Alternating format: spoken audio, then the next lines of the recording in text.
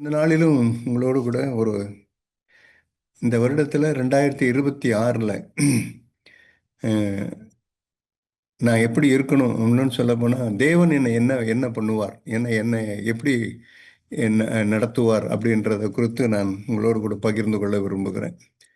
இந்த செய்தியை ஏற்கனவே நான் ஒரு இடத்துல ஷேர் பண்ணேன். அந்த இடத்துல எனக்கு ரொம்ப இது தீர்க்கமாக எனக்கு இருந்தது. ஸோ இதை கூடுமான வரைக்கும் இந்த இந்த வார்த்தையை, இந்த செய்தியை அநேக இடங்களில் சொல்லணும் அப்படின்ற ஒரு எண்ணத்தோடு இருக்கும்போது தான் இங்கே சிஎஃப்ஜியிலும் இந்த வார்த்தையை பகிர்ந்து கொள்ள நான் விரும்புகிறேன். சங்கீதங்களின் புஸ்தகம் 121 சங்கீதத்தில் ஒரு வார்த்தை இருக்கு. சங்கீதம் 121. இந்த சங்கீதம் ஆரோகண சங்கீதம் அப்படின்னு எழுதப்பட்டிருக்கு. அப்படின்னா அப்படியே ஆரோகணம்னா நான் நினைக்கிறேன் ஸ்டெப் பை ஸ்டெப்பாக உயர்ந்து அப்படியே உயர உயர போகிற இந்த வாழ்க்கை. அதில் அவர் சங்கீதக்காரன் எழுதுகிறாரு, எனக்கு ஒத்தாசை வரும் பர்வதங்களுக்கு நேராக என் கண்களை ஏறெடுக்கிறேன். வானத்தையும் பூமியும் உண்டாக்கின கர்த்தரிடத்திலிருந்து எனக்கு ஒத்தாசை வரும். உன் காலை தள்ளாட விட்டார், உன்னை காக்கிறவர் உறங்கார். இதோ இஸ்ரவேலை காக்கிறவர் உறங்குவதும் இல்லை, தூங்குகிறதும் இல்லை அப்படின்னு அவர் எழுதினே வர்றார். இதில் நான் இன்ற நாளில் உங்களோடு கூட சொல்ல வருகிறது என்னன்னா, இந்த 2026 ஆண்டவர் எனக்கு என்ன எப்படின்னா, என் காலை அவர் தள்ளாட விட்டார், என்னை காக்கிறவர் உறங்கார். இதான் நான் ஹைலைட் பண்ணி காட்ட விரும்புகிற வார்த்தை என்னன்னு சொன்னால், தேவன் இந்த 2026 நம்முடைய கால்களை அவர் தள்ளாட ஒட்டார் அப்படின்னு இருக்கு. அப்போ இந்த இடத்துல நான் சொல்ல வர்றதெல்லாம், உன் காலை தள்ளாட விட்டார் அப்படின்னா அந்த உன்ன்றது யாரை தேவன் பார்த்து உன் காலை தள்ளாட விட்டார், உன்னை காக்கிறவர் உறங்கார் அப்படின்னு அந்த உண்ணுன்னு சொல்றாரு. அந்த உண்ணுன்ற மனுஷன் யார்? அதுதான் இன்னும் சொல்ல போனா, தேவாதி தேவன் யாருடைய காலை தள்ளாட விட்டார். நம்ம எல்லாருக்கும் ஒரு வாஞ்ச, ஆண்டவரே இந்த நாட்களில் இந்த 2026 நாங்கள் எந்த இடத்துலையும் நாங்கள் தள்ளாடுகிறோம் நாங்கள் இருந்துடக்கூடாது. நாங்கள் ஸ்டடியாக ஓடணும். அப்படி இப்படி தள்ளாடி தள்ளாடி ஓடுகிறவர்களாய் நாங்கள் இருந்துடக்கூடாது. எங்கள் ஓட்டம் எப்படி இருக்குன்னா, எங்கள் கால்கள் எப்பொழுதும் தள்ளாடாத ஒரு கால்களாக இருக்கணும் அப்படின்றது தான் நம்ம எல்லாருடைய வாஞ்சை. தேவனுடைய எண்ணமே அதுதான். இதை ஆண்டவர் எனக்கு என்னோடு கூட தனிப்பட்ட விதமாய் தேவன் ஒரு இதில் பேசும்போது, நீ உன் கால்களை தள்ளாட விடவே மாட்டேன் அப்படின்னு சொல்லிட்டு, நான் எப்போ உன் கால்களை தள்ளாட விட மாட்டேன், இல்லைன்னா நீ எப்படிப்பட்ட மனுஷனாக இருந்தீன்னா நான் உன் கால்களை தள்ளாட விட மாட்டேன் அப்படின்றத தேவன் எனக்கு அப்படியே ஒவ்வொன்றா காட்டிக்கிட்டே வந்தார். அப்போ தான் நான் உடனே இந்த வேத பகுதியை நான் தியானிக்க ஆரம்பித்தேன். ஆண்டவரே, யாருடைய கால்களை நீர் தள்ளாட விட மாட்டீங்க? ஏன் அநேக மனுஷர்கள் அநேக பேர் ஓட்டம் தொடங்குறாங்க. ஓட்டம் ஒரு பாட்டுக்காரன் சொல்றார், ஓட்டம் தொடங்கினவர் பேரதிகம், மீட்பருடன் போனார் மெத்த மெதுவாய், நாட்கள் புதிதானால் வாட்டம் பெற்றார் அப்படின்னு. அப்படின்னா நாள் போக போக அநேகர் என்ன ஆகிடுவாங்கன்னா, அநேகர் அவர்கள் கால்கள் தள்ளாடும். இயேசு கிறிஸ்துவை கூட ஃபாலோ பண்ணவங்க நிறைய பேர் ஃபாலோ பண்ணாங்க. 70 பேருக்கு மேலே 70 பேர் இருந்தாங்க. அதில் அநேகம் பேர் அவருடைய இந்த உபதேசத்தை, இது கடினமான உபதேசம் யார் கேட்பாங்கன்னு சொல்லிட்டு அவங்க தள்ளாடி போனாங்க. அவங்க சில பேர் விழுந்து போனாங்க. இந்த மாதிரி ஆவிக்குரிய வாழ்க்கையில் ஆவிக்குரிய தள்ளாட்டம் அநேகருக்கு ஏற்படும். வேதம் நாம் பார்த்தோம்னா, கடைசி நாட்கள் வர வர எப்படி இருக்குன்னு சொன்னால், அநேகர் தள்ளாடினவர்களாய் அவள் விழுந்து போயிடுவாங்க. ஆனால் நீங்களும் நானும் இந்த நாளில் தள்ளாடாத ஒரு 2026 உங்களுக்கும் எனக்கும் எப்படி இருக்குன்னா, ஆண்டவரே என் ஓட்டம் நான் தள்ளாடுகிறவனா இருந்துடவே கூடாது. ஐயோ அவங்க தள்ளாடிட்டாங்க, இவங்க இப்படி தள்ளாடிட்டாங்க அப்படின்னு இல்லாமல், நான் என்னுடைய ஓட்டம் தள்ளாடாத ஓட்டமாக இருக்கணும்னு சொன்னால், எனக்கு எனக்கு எனக்கு அதிகமாக எனக்கு தேவைப்படுகிறதுலாம் என்னன்னு சொன்னால், ஏன் உங்கள் கால்கள் தள்ளாடுகிறதுன்னா அதுக்கு ஒரு பதிலை தான் சங்கீதம் 73வது வசனத்தை 73ஆம் அதிகாரம் இதற்கான ஒரு பதிலை நமக்கு தெளிவாய் கொடுக்குது. சங்கீதம் 73 நீங்கள் எடுத்து பார்த்தீங்கன்னா, அங்கே சங்கீதக்காரன் ஒரு வார்த்தையை சொல்கிறார். 2ஆம் வசனம், சங்கீதம் 73:2. அதில் ஆனாலும் என் கால்கள் தள்ளாடுதலுக்கும் என் அடிகள் சறுக்குதலுக்கும் சற்றே தப்பிற்று அப்படின்றார். இந்த ஆசாபு அவர் எழுதுறாரு, என் கால்கள் தள்ளாடுதலுக்கும் என் அடிகள் சறுக்குதலுக்கும் சற்றே தப்பிட்டுன்னு எழுதுறார். அப்ப இவர் கால் வந்து இப்போ தள்ளாடுதலுக்கு தப்பிச்சிச்சு, இவர் அடிகள் வந்து சறுக்குதலுக்கு தப்பிச்சிச்சு.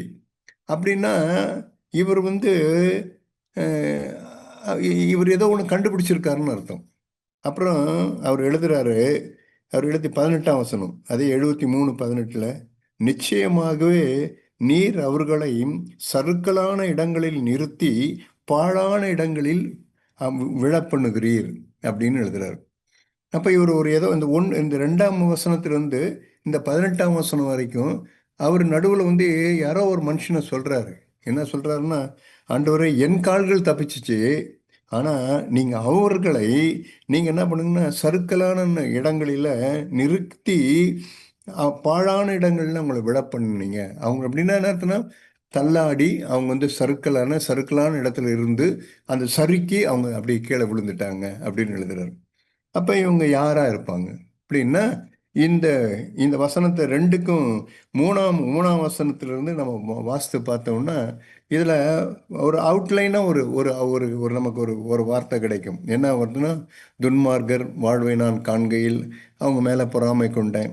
சரி, நான் துன்மார்க்கன் அப்படின்னு நினைச்சிருவேன். இல்லை, அந்த துன்மார்க்கன். ஆனா அவங்களோட மெயின் இது என்ன, அவங்க தள்ளாடுகிறதுக்கு காரணம் என்ன அப்படின்னு சொன்னா, 6ஆம் வசனத்துல என்ன எழுதிருக்குன்னா, ஆகையால் பெருமை சரப்பணியை போல் அவர்களை சுற்றி கொள்ளும், கொடுமை ஆடையை போல் அவர்களை மூடிக்கொள்ளும், அவர்கள் கண்கள் கொழுப்பினால் எடுப்பாய் பார்க்கிறது, அவர்கள் இருதயம் விரும்புவதிலும் அதிகமாய் நடந்தேறுகிறது அப்படின்ட்டு அவர் பேசிட்டே வந்து அப்படியே சொல்லிட்டே வர்றார். அப்படின்னா அவர் சொல்ல வர்றது என்னன்னா, தேவன் யாரை தள்ளாட விடுகிறாருன்னு சொன்னா, தள்ளாட பெருமை உள்ளவனை தேவன் தள்ளாட பண்ணுவார்.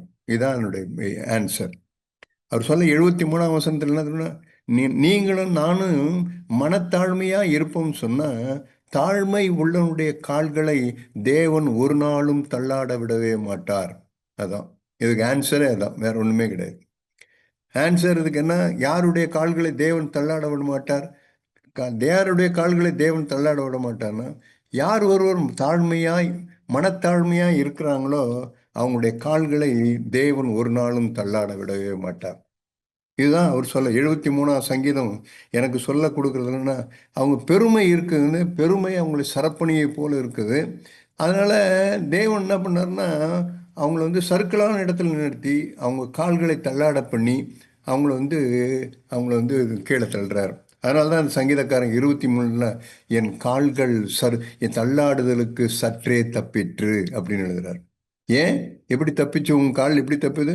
ஆமா, நான் பார்த்த உடனே என்னை வந்து நான் வந்து ஐயோ நான் எவ்வளவு பெரியவனா, நான் எப்படியா நான் இருக்கிறேன், நான் வந்து நான் நான் நான் நான் எப்படி இருக்கிறேன்னு சொன்னா, என் 20 என் மனம் கசந்தது, என் உள்ளந்திரியங்களில் குத்துண்டேன், நான் காரியம் அறியாத மூடனானேன், உமக்கு முன்பாக மிருகம் போல் இருக்கிறேன் அப்படின்னு சொல்லிட்டு அவர் என்ன பண்றாருன்னா, உடனே தன்னை அறிந்து கொள்கிறார். ஆண்டவரே, எனக்கு இந்த பெருமை மாத்திரம் எனக்கு தூரமா இருக்கட்டும் ஆண்டவரே.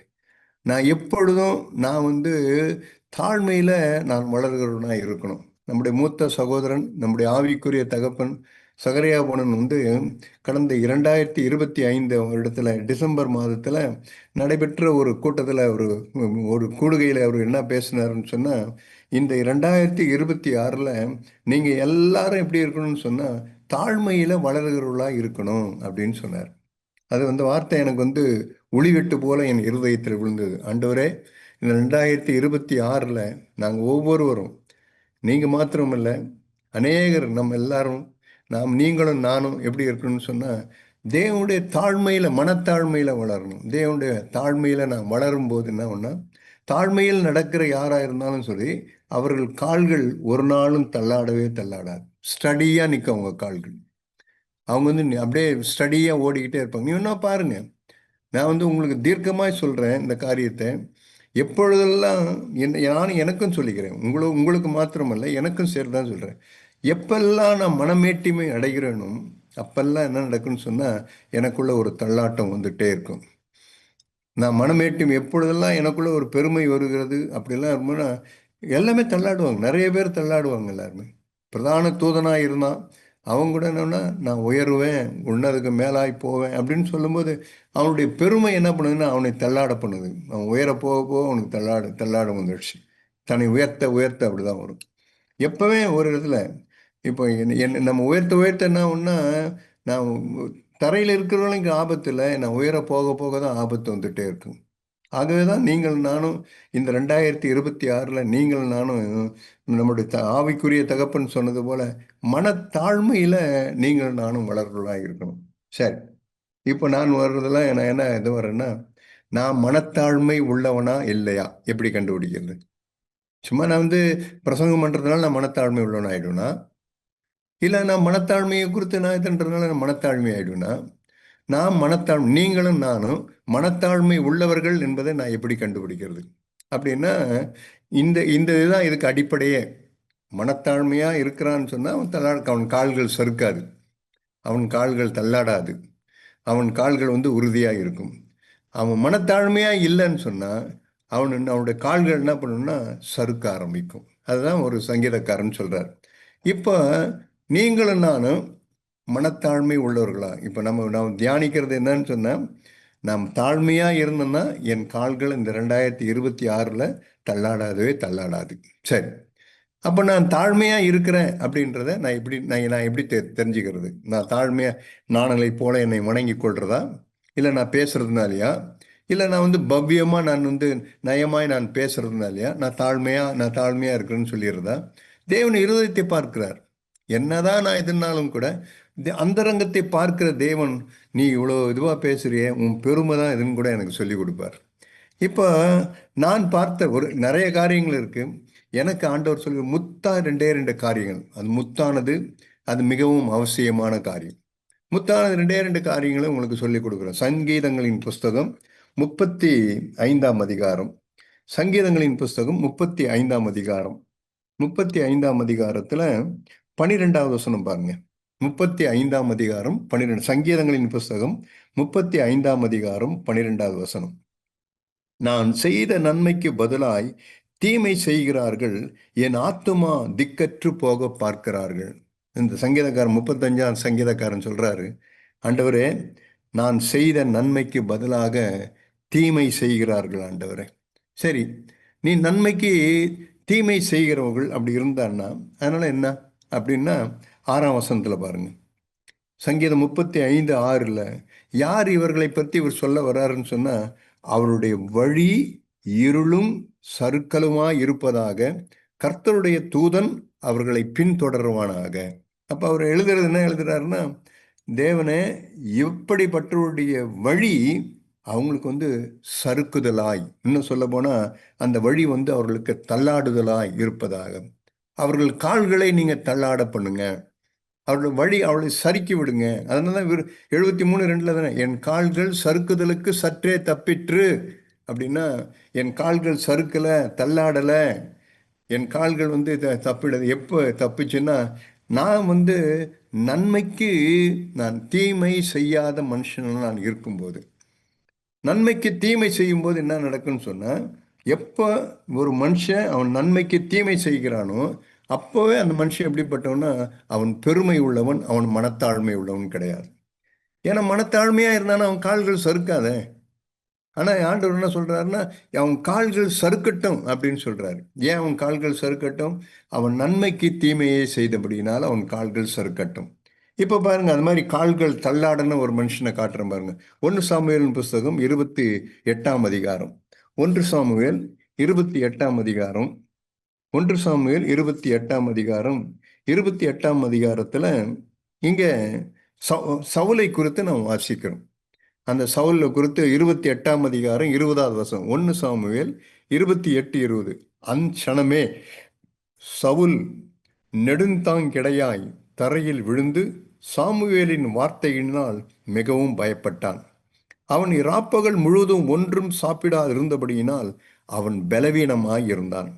அப்பொழுது அந்த ஸ்திரீ அவனிடத்தில் வந்து அவன் மிகவும் கலங்கியிருக்கிறதைக் கண்டு அவனை நோக்கி, இதோ உம்முடைய அடியாள் நான் உம்முடைய உம்முடைய சொற்கேட்டு என் பிராணனை என் கையிலே பிடித்து கொண்டு நீர் எனக்கு சொன்ன உம்முடைய வார்த்தையின்படியே கீழ்ப்படிந்தேன்.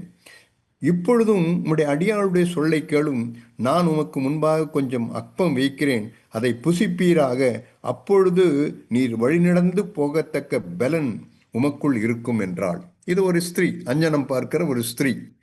அவள் சாமுவேலுக்கு அவனுக்கு உத்தரவு கிடைக்கல. அவன் தேவனை தேடுறான், தேவன் அவனுக்கு மறு உத்தரவு கொடுக்கல.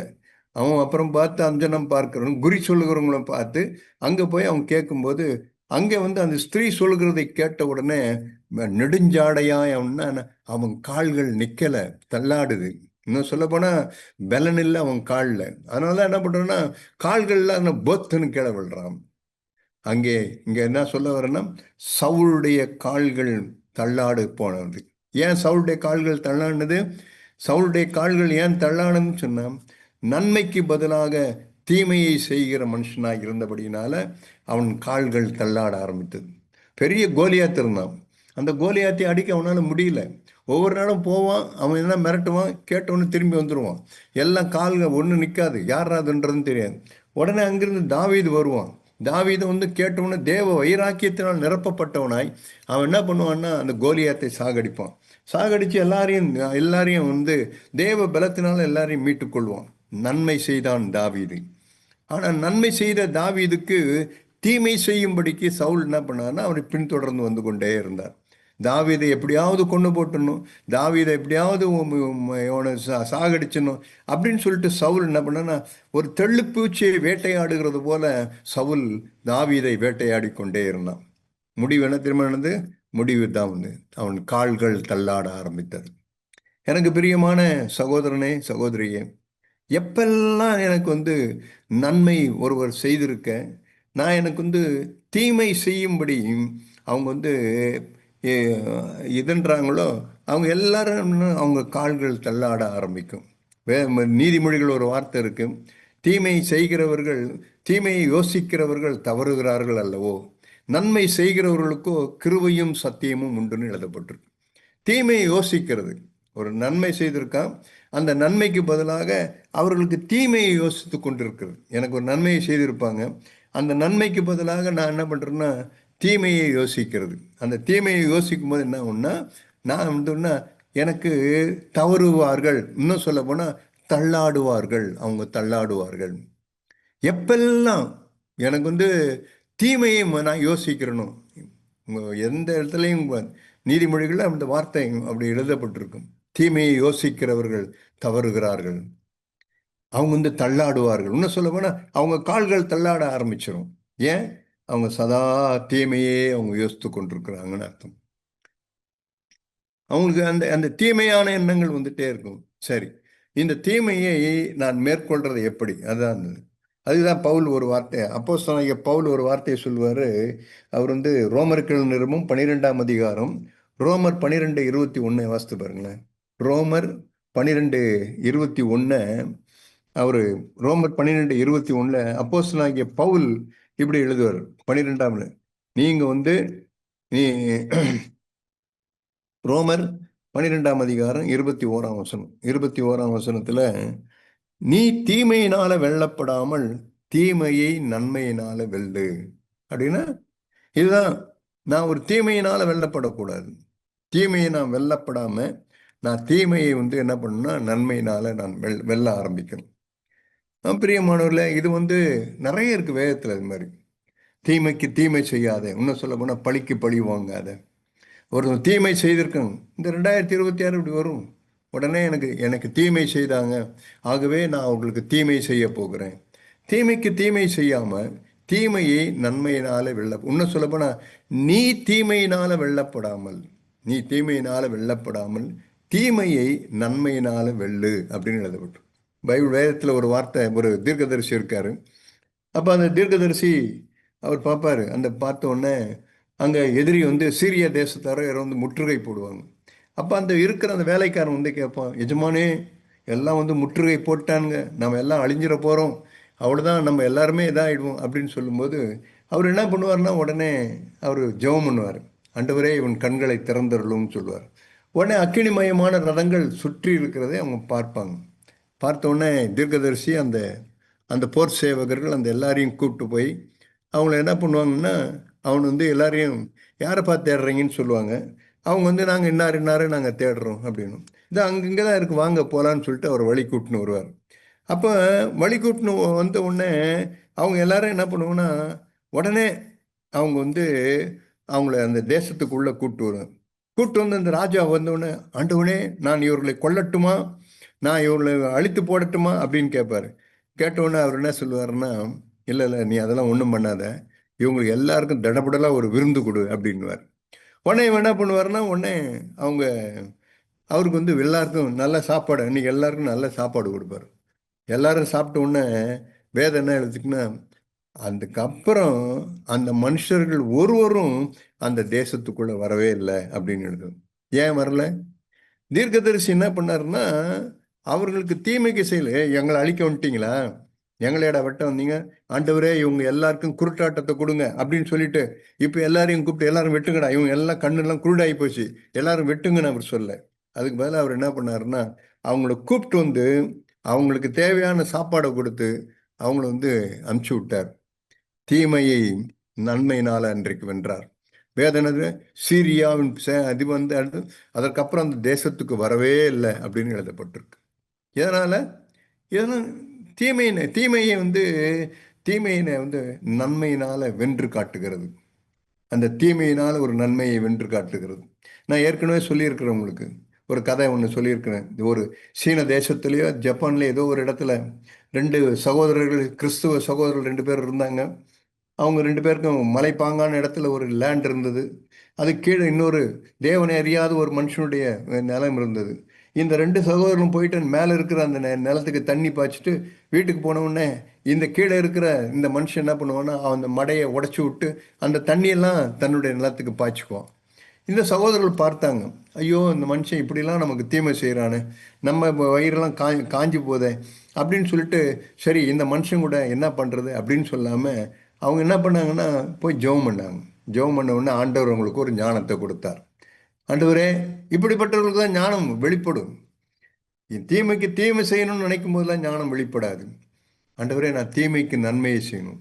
நான் சொல்கிறேன், உங்களுக்கு தீர்க்கமாக சொல்லுகிறேன், இந்த 2026 இப்படிப்பட்ட வழியில் நீங்களும் நானும் கடந்து போகும். அப்படி கடந்து போகும்போது என் இருதயம் ஒரு நாளும் நான் வந்து தீமையை யோசிக்கிறவனா இருக்கவே கூடாது. நான் என்ன பண்ணால், ஆண்டவரே நான் வந்து நன்மையை யோசிக்கணும், உம்முடைய கிருபையும் உம்முடைய சத்தியமும் உண்டுன்னு எழுதப்பட்டிருக்கிறது. தீமையை யோசிக்கும் போது என்னன்னா எனக்கு நான் தள்ளாடுவேன், கண்டிப்பாக தள்ளாடும். யாருடைய கால்களை தேவன் தள்ளாட விடுவார்னு சொன்னால், தீமையை யோசிக்கிற எந்த மனுஷனாக இருந்தாலும் கூட சரி, அந்த மனுஷியாக இருந்தாலும் கூட அவர்கள் கால்களை தேவன் தள்ளாட பண்ணுவார். ஏன் தள்ளாட பண்ணார்? அவங்க மனத்தாழ்மை இல்லை. மனத்தாழ்மையாக இருக்கிற மனுஷன் வந்து ஒரு நாளும் தீமையை யோசிக்கவே மாட்டாங்க. அவங்க யோசிக்கவே மாட்டாங்க. இந்த சகோதரர்களை போல் தான் அவங்க போய் தேவன்கிட்ட ஜெபம் பண்ணாங்க. ஜெபம் பண்ண உடனே ஆண்டவர்களுக்கு ஒரு ஞானத்தை கொடுத்தார். எப்பா முதல்ல என்ன பண்ணுங்க, தண்ணியை உங்கள் நிலத்துக்கு பாய்ச்சிக்காதீங்க, முதல்ல நீங்கள் தண்ணியை அவன் நிலத்துக்கு பாய்ச்சுங்க முதல்ல. உடனே தண்ணி எடுத்துகிட்டு போனாங்க, அவன் நிலத்துக்கு தண்ணி பாய்ச்சி ரொப்பிட்டாங்க. அடுத்தது தங்களுடைய நிலத்துக்கு வந்து தண்ணி பாய்ச்சிட்டு ரொப்பிட்டு எல்லாம் போயிட்டாங்க வீட்டுக்கு. இப்போ மறுபடியும் வழக்கம் போல் இவன் வந்து என்ன பண்ணால், அந்த மடையை உடச்சி விடலாம், அவங்க நிலத்துல உடச்சி விட்டு தண்ணியை நம்ம பாய்க்கலாம். வரும்போது பார்த்தா ஏற்கனவே இவன் நிலத்துல தண்ணி நிரம்பி இருக்கு. இப்போ அதை உடச்சி விட்டோம்னா இந்த தண்ணி அந்த தண்ணி எல்லாம் சேர்ந்து வந்து இவன் பயிரெல்லாம் அடிச்சுன்னு போயிடும். அவன் பயந்துட்டு என்ன பண்ணான், எப்படி நான் இது இல்லையே, நான் உடச்சே விடலையே, எப்படி என் நிலத்துக்கு தண்ணி வந்துச்சு அப்படின்னு பார்த்து அவன் போய் பார்க்குறான், மேலேயும் தண்ணி இருக்குது, கீழேயும் தண்ணி இருக்குது, இவன் நிலத்துலையும் தண்ணி இருக்கு. அவன் யோசிக்கிறான், ஆஹா இந்த சகோதரர்கள் நான் செய்த தீமைக்கு அவங்க என்ன பழி வாங்கியிருக்கலாம். ஆனால் இவங்க என்ன பண்ணாங்கன்னா, நான் செய்த தீமைக்கு தீமையை செய்யாமல் அந்த தீமைக்கு இவர்கள் நன்மையை செய்தாங்க. இவங்க தீமையினால் வெல்லப்படலை, ஆனால் இவங்க தீமையை நன்மையினால் வென்று காட்டினாங்கன்னு சொல்லிட்டு நேராக அவங்க இடத்துக்கு போகிறான். போயிட்டு அவங்ககிட்ட போயிட்டு இந்த தெய்வம் எனக்கும் வேண்டும் சொல்லிட்டு அவன் வந்து தன்னை ஒப்பு கொடுக்குறான். பார்த்துருக்கீங்களா? அவன் எப்படி ஆண்டவரை அறிந்து கொண்டான்? சுவிசேஷம் சொன்னாங்களா? இல்லை அவனுக்கு வேற என்ன விளங்கி காட்டினாங்களா? இல்லை. ஒவ்வொரு சூழ்நிலை வரும்பொழுதும் ஒரு மனுஷன் எனக்கு தீமை செய்கிறான்னா நான் என்ன பண்ணால் நான் ஜெபம் பண்ணும். என் வாழ்க்கையிலையும் இப்படி தான். வேலூரில் நான் இருக்கும்போது இப்படி தான் ஒரு மனுஷன் எனக்கு ஒரு காரியத்தை செய்தார். அப்போ செய்யும்போது நான் என்ன பண்ணேன்னா, எனக்கு இப்படி தான் ஒரு எண்ணம், ஆண்டவரே நான் ஒரு நாளும் தீமையினால் வெல்லப்படக்கூடாது. நான் தீமையை நன்மையினால் வெல்ல ஆண்டவரே. எனக்கு எப்படியாவது இந்த மனுஷனுக்கு நான் ஒரு நல்லது செய்யணும், எனக்கு உதவி செய்யுங்க எனக்குன்னு சொல்லிட்டு ஆண்டவரிடத்துல ஜெபம் பண்ணிகிட்டே இருந்தேன். இத்தனைக்கு அவர் எங்கள் ஆஃபீஸில் வேலை செய்கிறவர், என்னோட கூட பணிபுரிகிறவர், ஒரு ஒரு யூனியன் அங்கே இருந்த எங்கள் மின்சார வாரியத்தில் இருந்த ஒரு யூனியனில் ஒரு பெரிய லீடர். அவர் தான் எனக்கு இருந்து மேலே பிரச்சனை பண்ணிகிட்டே இருந்தார். எனக்கு பெரிய லீடரு நம்மளை என்ன பண்ணிவிடுவோம் அப்படியும் வரல எனக்கு. நோ, அவர் என்ன தீமை செய்தாலும் சரி, ஆண்டவரே நான் நன்மை செய்யும்படிக்கு எனக்கு உதவி செய்யுங்க ஆண்டவரேன்னு கேட்டேன். தேவனின் ஜெபத்தை கேட்டார். ஆண்டவரின் ஜெபத்தை கேட்டார். அவருக்கு நன்மை செய்யும்படி ஒரு தருணத்தை தேவன் வாய்க்க பண்ணார். உடனே போனேன். அவங்க குடும்பத்தில் ஒரு இதை இருந்தேன். பார்த்தோன்னே எப்படி அந்த மனுஷன் நம்மளை இதெல்லாம் எப்படி இருக்கான் அப்படின்னு சொல்லிட்டு என்ன பண்ணார்னா, அவர் அந்த நாள்ல இருந்து என்னோடு கூட அவர் இதுன்றதை விட்டார். பார்த்துருக்கீங்களா? தேவன் என் கால்களை தள்ளாட விடலைன்னு. எனக்கு பிரியமான சகோதரனே சகோதரியே, தேவன் உங்கள் கால்களை தள்ளாட விட மாட்டார். தீமையை யோசித்தீங்கன்னு சொன்னேன், நீங்கள் தீமையை யோசிக்கிறவர்களா இருந்தீங்கன்னு சொன்னேன், இந்த வருடத்தில் 2026 உங்கள் கால்கள் தள்ளாடும். ஆனால் எனக்கு உங்கள் கால்கள் தள்ளாடணும்னு சொல்கிறதுக்காக நான் வரல, உங்கள் கால்கள் தள்ளாடக்கூடாது அப்படின்றதுக்காக நான் பேசி கொண்டிருக்கிறேன். எந்த இடத்துல வந்தாலும் எது வந்தாலும் கூட சரி வரும். ஏன் தேவன் நமக்கு முன்னே சொல்கிறாருன்னா, விழுந்து போகிறதுக்கு முன்பே பேசுகிறவர் தான் ஆண்டவர். நீங்கள் நானும் விழுந்து போகக்கூடாது. அந்த இடத்துல போகும்போது தான், வேணாப்பா தீமையை யோசிக்காது, உன்னால் முடிஞ்சால் நன்மை செய்யும், உனக்கு நன்மை செய்யணும் எந்த இருந்தால் அந்த நன்மை செய். உனக்கு நன்மை செய்ய திராணி இருக்கும்போது நீ அதை செய்யாமல் இருந்தேன்னு சொன்னால் அது உனக்கு பாவமாக போயிடும். அதனால் தீமை செய்யாத, உன்னால் முடிஞ்சால் நீ நன்மையை செய்துப்பார். ஏதோ ஒரு இடத்துல ஏதாவது ஒரு இடத்துல வரும். வரும்போதெல்லாம் நான் என்ன பண்ணேன்னா, நான் தீமைக்கு தீமை செய்யவே கூடாது. பாருங்க, சவுலுடைய கால்கள் தள்ளாட ஆரம்பிச்சது. தேவனை தேடினான், தேவன் மறு உத்தரவு கொடுக்கல. அவன் அஞ்சனக்காரனை போய் தேடினான். தேடின உடனே வேதம் என்ன எழுதியிருக்கணும், சவுலுடைய கால்கள் தள்ளாட ஆரம்பித்தது. பலன் இல்லை, அவனுக்குள்ள நிற்க முடியல. சவுலுக்கு பலன் இல்லாமல் போனது. காரணம் 1008 இருக்கலாம், ஆனால் சவுல்கிட்ட இருந்த ஒரே ஒரு இது என்ன, தனக்கு நன்மை செய்த தாவீதுக்கு அவன் தீமை செய்யும்படி பின்தொடர்ந்து போனான். வேற ஒன்றும் கிடையாது. எத்தனையோ தீமை செய்தான். இந்த பொண்ணை கொடுப்பேன்னா அதை ஏமாத்திட்டான். அப்புறம் இன்னொரு இடத்துல போனால் பெலிஸ்தீன் தோலை எடுத்துன்னு வந்தீங்கன்னா உனக்கு கொடுப்பேன்னா அங்கே ஒரு இது ஒன்று. அப்புறம் பின்னாலே சவுலே தாவீது எங்கெல்லாம் போகிறானோ பின்னாலே இவன் வந்து ராஜ்யத்தை விட்டுட்டான், ஜனங்களை பராமரிக்கிறத விட்டுட்டான். நாட்டில் என்ன செய்யணும், அடுத்து ஜனங்களுடைய குறைகள் என்ன இருக்குது அதெல்லாம் பார்க்கறத விட்டுட்டு எப்போ பாரு அவனுடைய என்னெல்லாம் தாவீதை கொல்லணும், தாவீதை கொள்ளணும், தாவீதை கொள்ளணும். நோ, கால்கள் தள்ளாடும் பிரியமானவர்களே. உங்கள் கால்கள் என்னுடைய கால்களும் உங்களுடைய கால்களும் நிச்சயமாய் தள்ளாடும். ஆனால் அதே நேரத்தில் என் கால்கள் தள்ளாடவே தள்ளாடாது. நான் தீமையினால் நான் வெல்லப்படாமல் தீமையை நன்மையினால் நான் வெல்லும்போது என்னன்னா, என் கால்கள் தள்ளாடவே தள்ளாது. ஒரு நாணயத்தினுடைய முதல் பக்கத்தை உங்களுக்கு சொல்லி கொடுத்துருக்குறேன். ஒரு பறவையினுடைய முதல் இறக்கையை உங்களுக்கு சொல்லி கொடுத்துருக்குறேன். ஒன்று சொல்லி கொடுத்துருந்தேன்னா, நான் வந்து ஒரே இடத்துல நான் மெரிகோ ரவுண்ட் மாதிரி நான் சுற்றிக்கிட்டே இருப்பேன். வேதம் அடுத்து என்ன தெரியுமா சொல்லுது, அடுத்த மனுஷன் யாருடைய கால்கள் தள்ளாடாத தெரியுமா? நான் உங்களுக்கு காண்பிக்கிறேன் பாருங்க. அடுத்த மனுஷனுடைய கால்கள் தள்ளாடாத இன்னொரு மனுஷனை உங்களுக்கு காண்பிக்கிறோம். சங்கீதங்களின் அதாவது இன்னொரு இடத்துல எரேமியா தீர்க்கதரிசியின் புஸ்தகம் 23ஆம் அதிகாரம். இங்கே பாருங்க, அடுத்தது தீர்க்கதரிசியாகிய எரேமியா சொல்றாரு பாருங்க. அவர் சொல்றாரு பாருங்க, யாருடைய கால்கள் வந்து தள்ளாடும், இன்னும் சொல்ல போனா யாருடைய கால்கள் வந்து சறுக்கும் அப்படின்றத எரேமியா தீர்க்கதரிசியின் புஸ்தகம் 23ஆம் அதிகாரம் 12வது வசனத்தை உங்களுக்கு வாசிக்கிறேன் பாருங்க. எரேமியா 23:12 தீர்க்கதரிசி சொல்றாரு பாருங்க, ஆதலால் அவர்கள் வழி அவர்களுக்கு இருட்டிலே சறுக்கலான வழியா இருக்கும், துரத்துண்டு அதிலே விழுவார்கள். அவர்கள் விசாரிக்கப்படும் வருஷத்திலே அவர்கள் மேல் பொல்லாப்பை வரப்பண்ணுவேன் என்று கர்த்தர் சொல்லுகிறார். கத்துறீங்களா? தீர்க்கதரிசி சொல்றார், கர்த்தர் சொல்றாருப்பா. என்ன சொல்றார்?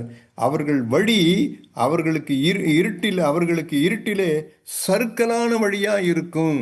அந்த அவங்க வழி எப்படி இருக்கும்னா சறுக்கலா இருக்கும். அந்த சறுக்கில் போகும்போது தான் தள்ளாடுவாங்க, ஸ்டடியாக நிற்க மாட்டாங்க, சறுக்கிட்டே போவாங்க. சங்கீதக்காரன் சொல்கிறது போல, என் கால்களை சறுக்குதலுக்கும் என் அடிகளை தள்ளாடுதலுக்கும் சற்றே தப்பிற்றுன்னு சொன்னது போல என் கால்கள் தள்ளாடாது. எப்போ தள்ளாடாது? ஆண்டவர் சொல்ல, நான் அவங்க கால்களை சறுக்கில் வைப்பேன். எப்போ வைப்பீங்க? 11ஆம் வசனம் பாருங்க. எப்போ ஆண்டவர் சொல்றாருன்னா, தீர்க்கதரிசியும் ஆசாரியனும் மாயக்காரராய் இருக்கிறார்கள், என் ஆலயத்திலும் அவருடைய பொல்லாப்பை கண்டேன் என்று கர்த்தர் சொல்லுகிறார். அப்படின்னா தீர்க்கதரிசியும், அவர் சொல்றாரு, தீர்க்கதரிசியும் ஆசாரியனும். இது தீர்க்கதரிசியா, இது பொது இது. அதாவது இங்க இந்த இடத்துல அவர் சொல்றாரு தீர்க்கதரிசியும் ஆசாரியனும், அவங்க ரெண்டு பேரும் எப்படி இருக்காங்களாம்? மாய்மாலக்காரர்களாக இருக்கிறாங்க. அதனால அவர் சொல்றாரு மாயக்காரர்களாக இருக்கிறாங்க. இன்னும் சொல்ல போனா எப்படின்னா, அவங்க எப்படி இருக்காங்கன்னு சொன்னா, தீர்க்கதரிசியும் அந்த ஆசாரியனும் எப்படி இருக்காங்கன்னா, அவங்க மாய்மாலக்காரர்களாக இருக்கிறாங்க. பிரியமானவர்களே, நான் எனக்குள்ள மனத்தாழ்மை இருக்கு, எனக்குள்ள தாழ்மை இருக்குன்னா, நான் மாய்மாலம் பண்ணுகிறவனா இருக்கவே மாட்டேன். ஒரு நாள் இருக்க மாட்டேன். ஒரு நாள் ஒரு ஒரு இதுலையும் கூட என்ன ஒண்ணா, நான் வந்து மாய்மாலக்காரனா இருக்கும். ஏசாயா தீர்க்கதரிசி இப்படி ஒரு வார்த்தையை சொல்றாரு. ஏசாயா 33ஆம் அதிகாரத்துல பாத்தீங்கன்னா, இதே தீர்க்கதரிசி ஏசாயா ஒரு வார்த்தையை சொல்றாரு பாருங்க. ஏசாயா 33ஆம் அதிகாரம், ஏசாயா 33ஆம் அதிகாரத்துல அவர் ஒரு வார்த்தையை சொல்றாரு பாருங்க, மாய்மாலக்காரர்களுக்கு. சியோனில் உள்ள பாவிகள் திகைக்கிறார்கள். சியோனில் இருக்க பாவிகள் திகைக்கிறாங்க. மாயக்காரரை நடுக்கம் பிடிக்கிறது அப்படின்றது. அப்படின்னு என்ன அர்த்தம்னா, அவங்கள பயம் பிடிக்குது. அவங்கள பயம் பிடிக்குது. ஏன் பிடிக்குது அவங்களுக்கு? அவங்க வந்து மாயக்காரர்கள், அவங்க மாய்மாலக்காரர்கள். மாய்மாலக்காரர்கள் என்ன வரும்னா, அவங்களுக்கு வந்து நடுக்கம், நடுக்கம் இன்னொரு விதத்தில் சொல்லணும்னா, அவங்களுக்கு வந்து பயம் பிடிச்சிட்டே இருக்கும். பயம் எப்பவுமே இருக்கும். இது வந்து எல்லாருக்கும் இருக்கும். நான் எதை குறித்து ஒரு பயம் இருக்கு, எனக்கு ஒரு பயம் வருது அப்படின்னு சொன்னா, ஒன்னே ஒன்று என்ன தெரியுமா? எனக்குள்ள மனத்தாழ்மை இல்லைன்னு அர்த்தம். நான் தாழ்மையா இருந்தேன்னு சொன்னா, நீங்கள் நானும் தாழ்மையா இருந்தோம்னா, நான் எதற்கு நான் பயப்படவே மாட்டேன். எனக்குள்ள பயம் வரவே வராது. இவர் எழுதுறாரு, மாயக்காரனை அவர்களுக்கு வந்து நடுக்கம் பிடிக்கிறது. அந்த மாயக்காரர் எப்ப மாயக்காரர்கள், இது வந்து ஓல்ட் டெஸ்ட்மெண்ட்ல மாதிரி எழுதுறாரு. பயம் இது இன்டர்நேஷனல். இது வந்து ஒரு இன்டர்நேஷ்னல் மேட்ரு. பயம், எப்போ பார் பயம், எதுக்கு எடுத்தாலும் பயம் வந்துட்டே இருக்கும். இப்போ இந்த பயத்தை, இதை வந்து இந்த மாய்மாலத்தை, இங்கே தான் மாய்மாலக்காரர்ன்றாங்க. இந்த மாய்மாலத்தை வந்து நான் எப்படி, இது வந்து மாய்மாலக்காரன்றது எப்படி இருக்காங்க புதிய உடன்படிக்கையில் வரும்போதுன்னா, மத்தேயு எழுதின சுவிசேஷம் 23ஆம் அதிகாரம், மத்தேயு எழுதின சுவிசேஷம் 23ஆம் அதிகாரம், 23ஆம் அதிகாரத்தில் இயேசு இப்படி ஒரு வார்த்தையை சொல்கிறார். 23:13 பாருங்க. மத்தேயு 23:13, மாயக்காரராகிய வேதபாரகரே, பரிசேயரே, உங்களுக்கு ஐயோ. அப்ப இவங்க யாரு சொல்றாரு? மாய்மாலக்காரர்கள், மாயக்காரர் என்று யாரு சொல்றாரு? மாயக்காரன் யாரு சொல்றாருன்னு சொன்னா, பரிசேயர்களையும் வேதபாரகனையும் மாய்மாலக்காரர்கள் சொல்றாரு.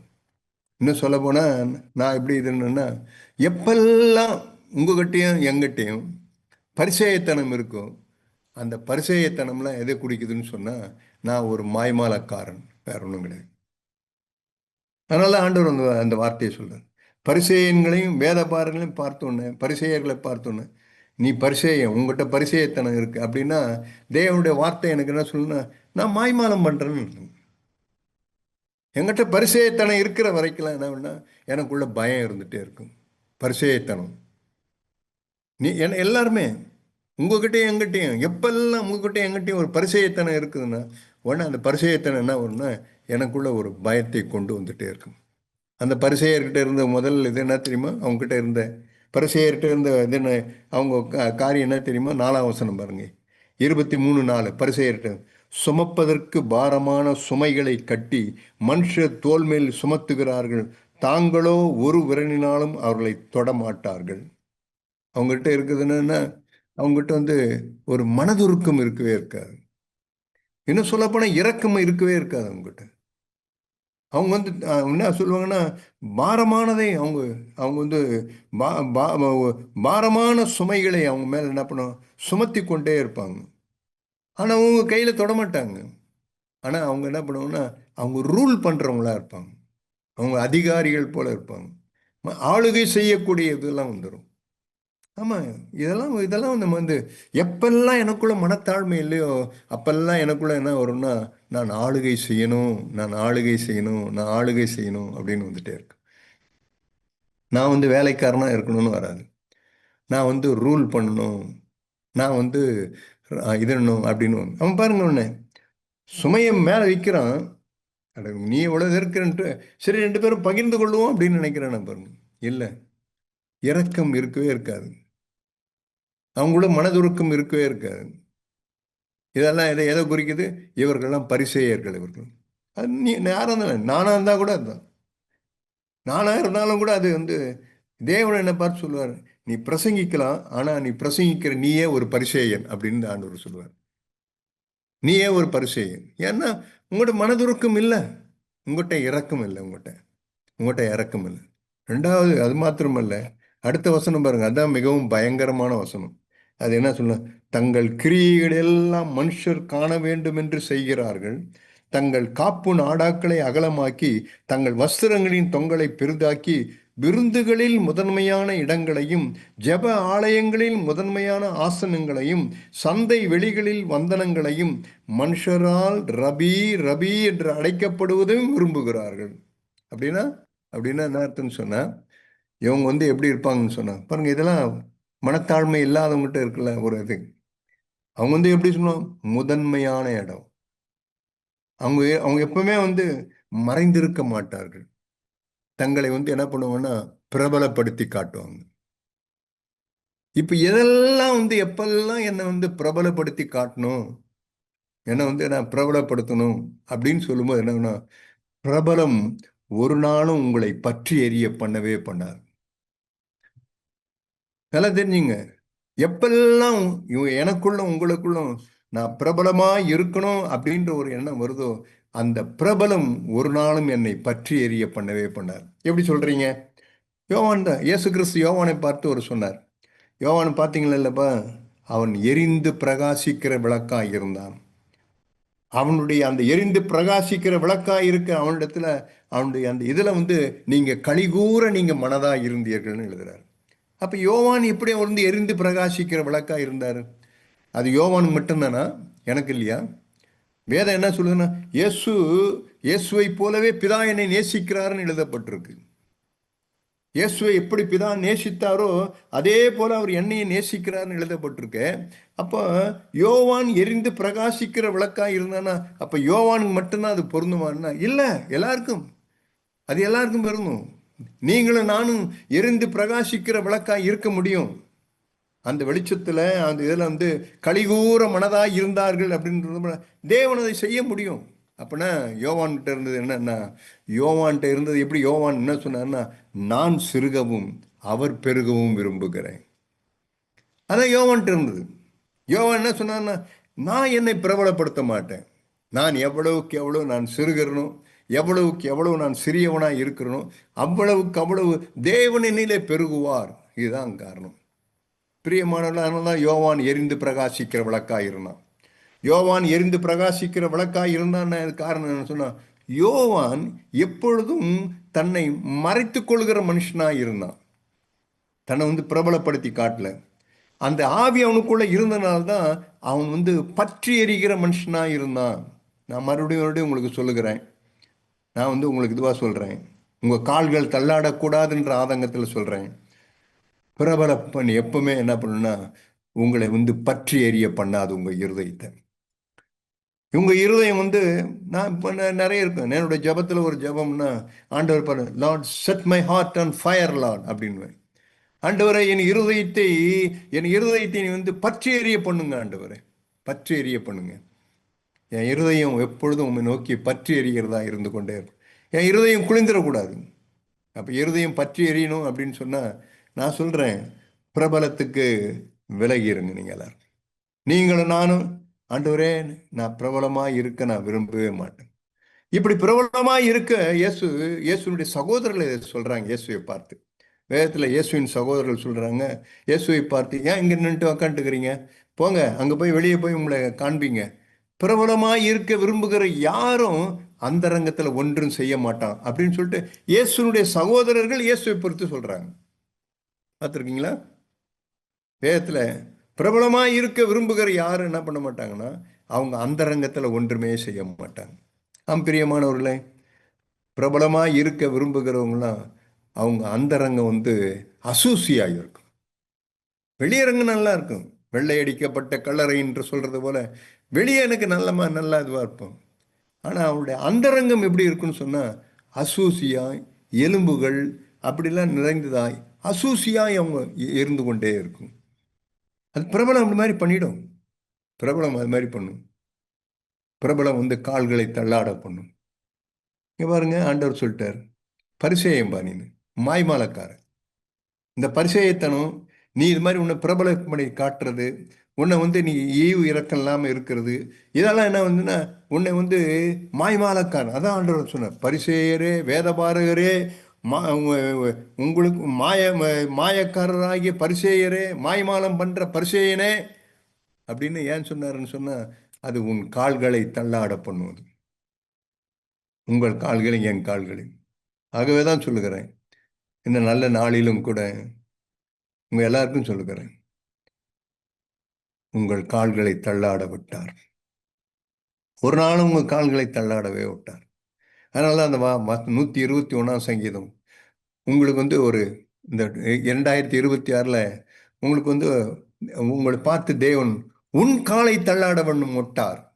ஒரு நாள் உங்க பேரை போட்டுங்க, நீங்கள் என் பேரை நான் போடணும். என்னை பார்த்து ஆண்டவர் உன் காலை தள்ளாட விட்டேன்.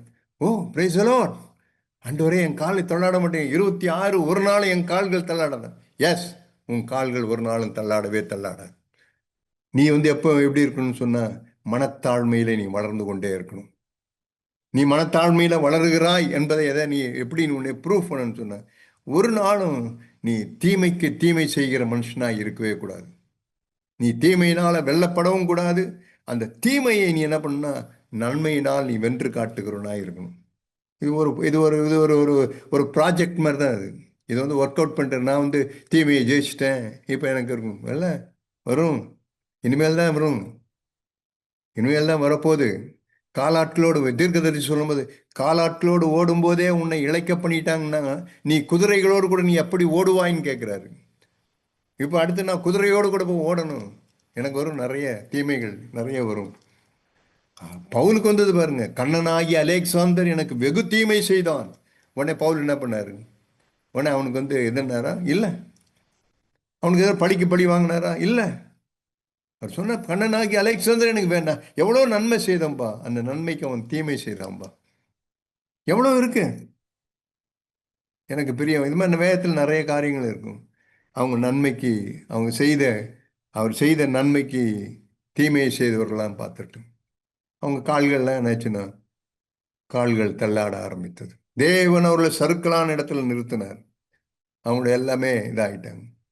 அதுதான் இந்த சங்கீதக்காரன் ஒரு வார்த்தையை சொல்வார். சங்கீதம் 73 ஒரு வார்த்தை இருக்கும். அந்த வார்த்தையில் அவர் சொல்வார், இவர்கள் என்றும் சுகஜீவிகளாக இருந்து தங்கள் ஆஸ்தியை பெருக பண்ணுகிறார்கள் எழுதுவார். சங்கீதம் 73 சங்கீதம் 73 பார்த்தீங்கன்னு சொன்னால், சங்கீதம் 73 அவர் எழுதும்போது இப்படி ஒரு வார்த்தை எழுதுவார். நடுவில் இந்த மனுஷர்களை குறித்து எழுதின்னு வரும்போதே இப்படி எழுதுவார். 12வது வசனம் பாருங்க, இதோ இவர்கள் துன்மார்கர், இவர்கள் என்றும் சுகஜீவிகளாக இருந்து ஆஸ்தியை பெருக பண்ணுகிறார்கள். அவங்க சுகஜீவிகள். ஜாக் ஒரு தெலுங்கு டெவோஷன் இப்படி ஒன்று சொன்னார், it is not comfortable life, it's over coming life அப்படின்னார். நான் இந்த பூமியில் ஒரு கம்ஃபர்டான லைஃப் வாழ்கிறதுக்காக நான் அழைக்கப்படலை. இந்த பூமியில் நான் ஒரு ஜெயஜீவியம் பண்ணும்படிக்கு தான் நான் அழைக்கப்பட்டிருக்கிறேன். இப்போ பார்த்துருக்கீங்களா, யார் ஜெயஜீவியம் பண்ணுவாங்க? யார் சுகபோக சுக சுக சுக வாழ்வை யார் எதிர்பார்ப்பாங்க? இல்லைன்னா ஒன்று கம்ஃபர்டபுள் லைஃப் அவங்கள யார் எதிர்பார்ப்பாங்கன்னா, யார் இருப்பாங்கன்னு சொன்னால், மனத்தாழ்மையாக இல்லாத மனுஷர்கள்லாம் அப்படி தான் இருப்பாங்க. ஆனால் மனத்தாழ்மையாக இருக்கிற மனுஷன் என்ன பண்ணுன்னா, அவன் ஜெயிக்கிறவனாக இருப்பான். அவன் ஒரே ஒரு, தேவன் என்னை சுகச்செல்விய சுகபோகத்துக்காக என்னை தேவன் அழைக்கலை. என்னை ஜெயங்கொண்டவனா ஜெயஜீவியா இருக்கும்படி தான் தேவன் அழைத்தார். இந்த 2026 நம்ம எல்லாருடைய வாழ்க்கையும் ஜெயங்கொண்டவர்களாக நம்ம இருக்கணும். அதான் ஜெயங்கொண்ட ஒரு வாழ்க்கை. ஒரு over coming life, not comfortable drive. எனக்கு ஒரு சின்ன அசௌகரியத்தை கூட என்னால், இந்த சின்ன அசௌகரியம் கூட என்னால் பொறுத்துக்கொள்ள முடியும். நோ, அப்படி கிடையாது. அப்படின்னா எனக்கு ஜெயஜீவி தூரமாக இருக்கும். சங்கீதக்காரன் அதோடு தான் சொல்லி முடிக்கிறான். இப்போ மறுபடியும் உங்களுக்கு சொல்லுகிறேன், முடிவாய் உங்களுக்கு சொல்லுகிறேன், தேவன் உங்கள் கால்களை தள்ளாட விட மாட்டார். இது தேவன் அந்த வாக்கு, அந்த வாக்குத்தோடு கூட உங்களுக்கு இதுன்றேன். ஒரு நாள் உங்கள் கால்கள், நீ வேணா பாருங்க, இந்த டிசம்பர் முடியட்டும், 2026 முடியட்டும், நீங்களும் நானும் இதை நான் அப்படிதான் எடுத்துனுக்கிறேன். ஆண்டவரே, நீங்க எனக்கு ஒரு உன் கால்களை நான் தள்ளாட விடவே மாட்டேன். ஷோர், தேவனை அவர் வாக்குத்தத்தம் பண்ணினவர், அவர் உண்மை உள்ளவர். ஆனா தேவன் சொல்லுகிறதெல்லாம் அவனை எப்பொழுதும் மனத்தாழ்மையில வளர். நீ தாழ்மையா இருந்தன்னு சொன்னா உன் கால்கள் ஒரு நாளும் தேவன் தள்ளாட விடவே மாட்டார். நீ தாழ்மையா இல்லாம இல்லாம போயிட்டேன்னு சொன்னா நீ உன் கால்கள் தள்ளாட ஆரம்பிக்கும். அதனுடைய இதுதான் உங்களுக்கு வேற நான் காட்டி கொடுத்தேன். நான் தீமைக்கு தீமை செய்யாம நான் தீமையை நன்மையினால நான் வெல்லுகிறவனா இருப்பேன். அதோடு மாத்திரம் இல்லை, என்னை ஒரு நாளும் எந்த இடத்திலும் என்னை பிரபலப்படுத்தி நான் காட்டவே மாட்டேன். நான் சிறுகவும் அவர் பெருகவும். நான் எப்போ என்னெல்லாம் மறைத்துக் கொள்ளுகிற நான் ஆரம்பிக்கிறனோ, எப்பொழுதெல்லாம் நான் இதுன்றனோ, நான் இருக்கிறனோ, அப்பொழுதெல்லாம் பிரபலம் என்னை என்னை பற்றி எரிய பண்ணவே பண்ணாது. அவிச்சிரும் என்ன சீக்கிரமா, என்ன சீக்கிரம் அவிச்சிரும், ஒண்ணுமே இருக்காது. எப்பெல்லாம் எனக்கு தெரியாது, இன்னைக்கு இதோ இங்க ஏதோ ரெண்டு மூணு பேர் நினைக்காதீங்க. யாரா இருந்தாலும் கூட சரி, எந்த இடத்துலையும் கூட சரி, சபையில் நீங்கள் இப்போ இந்த இடத்துல இருக்கீங்க அங்கெல்லாம் அப்படின்றதில்ல, யாராக இருந்தாலும் கூட சரி, எந்த இடத்துலையும், ஏதாவது ஒரு ஆஃபீஸில், என்னுடைய இதில், எந்த இடத்துலையும் எனக்குள்ள என்னை பிரபலப்படுத்தணும், என்னை நான் இதன்னும் அப்படின்னா உங்கள் இருதயம் பற்றி எரியவே எரியாது. இருதயம் பற்றி எரியவே எரியாது. ஆனால் அது தேவனே யோவானுக்கு சொன்னது போல அவனும் எரிந்து பிரகாசிக்கிற விளக்காக இருந்தான். அவனுடைய இதில் அவன் வெளிச்சத்தில் அநேகர் நீங்கள் கலிகூற மனதாக இருந்தீர்கள்ன்றத தேவன் உங்களுக்கும் எனக்கும் தேவன் சொல்லுவார். நீ எரிந்து பிரகாசிக்கிற 2026 நீ எரிந்து பிரகாசிக்கிற விளக்காக இருந்தாய். உன் வெளிச்சத்தில் அநேகர் கலிகூற மகிழ்ச்சியா இருந்தாங்க, உன்னோடத்துல இருந்தாங்கன்னு சொல்லுவார். பிரியமானவர்களே, அப்படிப்பட்ட தேவன் தான் நம்முடைய தேவன். இறுதியா சொல்றேன் உங்களுக்கு, உங்கள் கால்களை தள்ளாட விட்டார், உங்களை கால்களை தள்ளாட விட்டார். ஆமேன். ஜெபம் பண்ணலாம். எங்கள் நல்ல பிதாவே, நன்றியோடு கூட நாங்கள் துதிக்கிறோம், ஸ்தோத்திரிக்கிறோம். ஆண்டவரே, தம்முடைய பிள்ளைகளை நீர் அறிவீர். ஆண்டவரே, எவ்வளவு ஆண்டவரே தாகம், ஆண்டவரே உண்மை அறியணுமே, உண்மை கிட்டி நெருங்கணுமே, உம்மோடு கூட இருக்கணுமே என்ற ஆண்டவரே உம்முடைய பிள்ளைகளுக்கு இருக்கிற அந்த தாகத்தை அறிவீர். எத்தனையோ இடங்களில் சிதறி கிடந்தாலும் கூட கர்த்தாவே, உண்மை நெருங்கி வரும்படி இந்த நாளில் உங்களுடைய பிள்ளைகளுக்கு கொடுத்த நல்ல கிருபைகளுக்காய் நன்றியோடு கூட நாங்கள் துதிக்கிறோம். இப்பொழுதும் உங்களுடைய ஆசீர்வதிக்கப்பட்ட ஆணிகள் பாய்ந்த அபிஷேகம் நிறைந்த கரத்தை ஒவ்வொருவருடைய சிரசின் மீது வைப்பீராக. ஆண்டவரே, ஒவ்வொருவரையும் நீர் ஆண்டவரே ஆசீர்வதிப்பீராக, அபிஷேகிப்பீராக. அவருடைய வலதுகரம் அவர்களை தாங்கும்படிக்கும் நோக்கி நாங்கள் கெஞ்சுகிறோம். இந்த பூமியில இருக்கும் பொழுதெல்லாம் உங்களுடைய பிள்ளைகள் இந்த 2026 ஆண்டவரே, இந்த கூடுகையில் இருக்கிற ஒருவருடைய கால்களும் தள்ளாடாதபடிக்கு தேவனவர்கள் கால்களை ஸ்திரப்படுத்துவீராக, நிமிர்த்துவீராக, அவர்களை பலப்படுத்துவீராக. உங்களுடைய நாமம் மையப்படட்டும் கர்த்தாவே. தேவரீ, எல்லா விதத்திலும் உடைய பிள்ளைகள் எந்த விதத்திலும் தீமைக்கு தீமை செய்கிறவர்களா இல்லாதபடிக்கு ஆண்டவரே, தீமையில் ஆண்டவரே நன்மையினால தீமையினால வெல்லப்படாமல் தீமையை நன்மையினால வென்று காட்டுகிறவர்களாய் கர்த்தாவே நீர் அபிஷேகிக்கும்படி நாங்கள் கெஞ்சுகிறோம். தேவனே, உம்முடைய கரமே கூட இருக்கட்டும். அந்தரங்கத்தில் ஆண்டவரே அழுது புலங்குகிற பிள்ளைகளாய் தங்களுடைய அந்தரங்க வாழ்க்கையில ஆண்டவரே தேவரே ஜெயங்கொண்ட பிள்ளைகளாய் காணப்படத்தக்கதாய் உதவி செய்யும். எல்லா சுகபோகத்துக்கும் நீங்களாக்கி விடுவித்து ஜெயஜீவியம் உள்ளவர்களாய், ஜெயிக்கிற பிள்ளைகளாய், ஜெயங்கொண்ட வாழ்க்கை வாழுகிறவர்களாய், ஆண்டவரே வெற்றி வாழ்க்கை வாழ்கிற பிள்ளைகளாய் கர்த்தாவே நீர் ஆண்டவரே நீர் நடப்பிக்கும்படி நோக்கி நாங்கள் கெஞ்சுகிறோம். உம்முடைய கரத்தில் ஒப்பு கொடுக்கிறோம். நீர் மகிமைப்படும். துதி கன மகிமை யாவும் உமக்கே உரித்தாவதாக. ஆண்டவரும் இரட்சகருமாகிய இயேசு கிறிஸ்துவின் நாமத்தில் தாழ்மையோடு வேண்டிக் கொள்கிறோம் எங்கள் ஜீவன நல்ல பிதாவே. ஆமேன்.